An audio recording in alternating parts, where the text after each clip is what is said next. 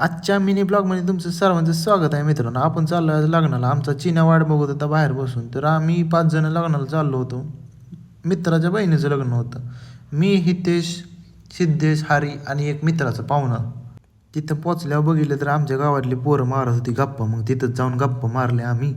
त्यानंतर मागच्या रस्त्यानं हळूच चुटका मारला आणि गेलो जेवायला. जेवलो, गुलाबजाम खाल्लं. नंतर लग्नासाठी येऊन बसलो हॉलमध्ये एका कोपऱ्यात. अक्षदा वगैरे टाकल्या मागणं हाणल्या.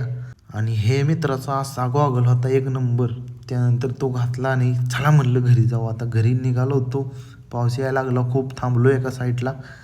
पुढं आल्यानंतर बघितलं तर चिखल उडत होता पायावरती. मग त्याला म्हणलं हळूच जाऊ दे आपलं. हळूहळू गेलो पण पाऊस खूपच आला. पुढं भिजलोच ना पावसानं. मग घरी डायरेक्ट जायचंच म्हणलं. मग आम्ही डायरेक्ट भिजतच घरी आलो. घरी आलो बघितलं तर आमची किट्टू खात होती चहा बिस्किट. मी पण मग चहा प्याला तर आपण